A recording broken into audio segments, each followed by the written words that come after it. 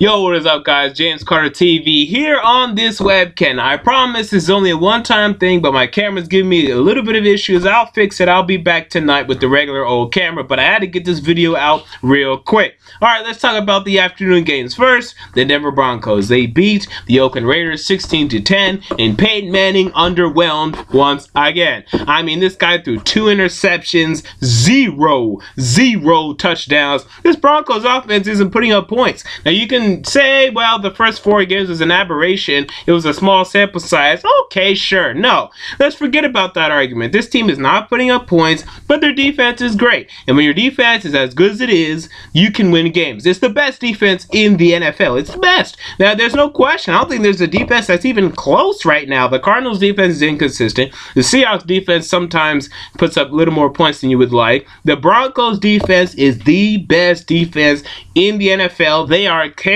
Peyton Manning. And when Peyton Manning has been searching throughout his damn 18-year career, saying, when can I finally have a good defense? He finally gets one, and what happens? He can't put up points. It's absolutely ironic and unbelievable.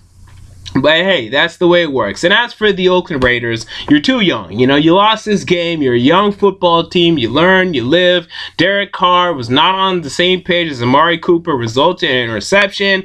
Hey, this is the NFL. And you guys still have to reach the Broncos level. They're still just a couple of levels above you. I'm surprised the game was even as close as it was.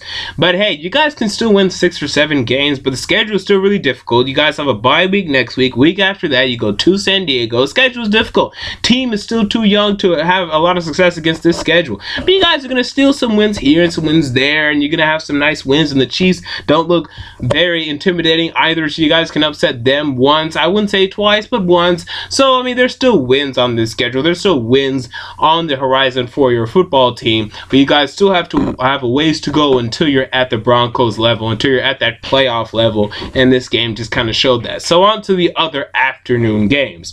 The Detroit Lions are really starting to concern me. Yes, their schedule's been very difficult, and I've been the first one to say, I've been the first one to defend this football team and to say that, hey, they're not that bad. Their schedule has screwed them over. But, man, if you keep getting shellac-a-lacked like they're getting shellac-a-lacked, it's hard to keep defending your football team. I mean, they got killed today. And Matthew Stafford got benched for Dan Orlovsky, who I cannot believe is still on this Detroit Lions lineup. Now, he left for a while and came back.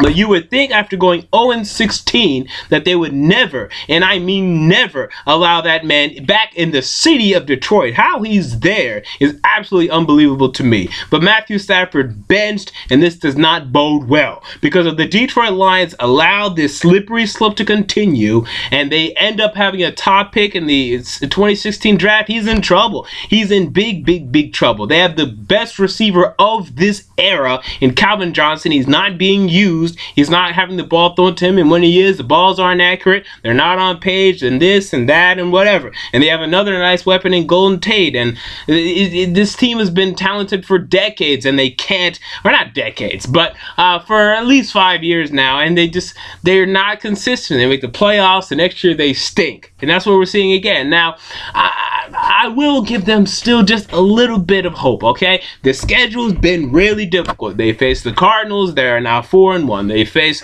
the Denver Broncos that are 5-0. They face the Minnesota Vikings who are 2-2 and look to be a playoff threat. They faced who else that I can't remember? The San Diego Chargers that are 2-2 look to be a playoff threat. And then one other game that I'm forgetting right now. But they've lost to respectable teams, so it's not quite bad yet. But you guys got blown up today, and that is not a good omen. That is not a good sign. You guys need to beat the Chicago Bears next week. And Jay Cutler's winning games he should not be winning. So you guys should be very concerned. If Jay Cutler goes to Detroit, if he goes to Ford Field and win, oh man, you guys better prepare because you're going to have the first pick in the 2016 NFL Draft. All right. And as for the Arizona Cardinals, good, you won. The Seahawks lost. This is big. You guys are going to have another game over them. I expect the season series to be split, and hell, the Seahawks now, they have to start really getting desperate because even the playoffs, you start shrugging your shoulders and saying, I don't know. I mean, this was a difficult game, yes, in Cincinnati, but they should have won this game, and they didn't win this game, and you can't keep letting games like this go. So issues there. Cardinals win today. Seahawks lost, so they're happy.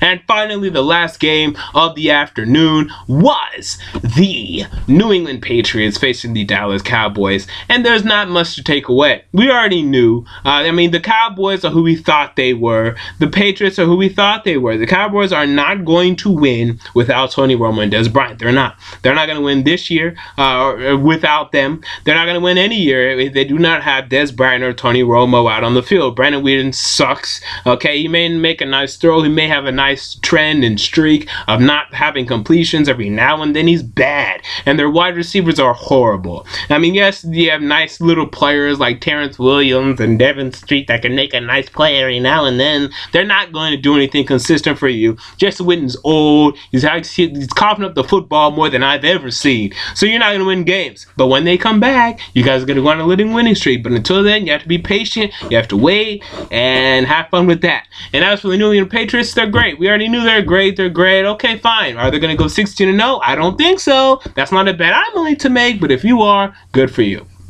Well, I think that's it for me. I'll be back for Sunday Night Football. Until next time, James Carter TV, I'm out. Peace.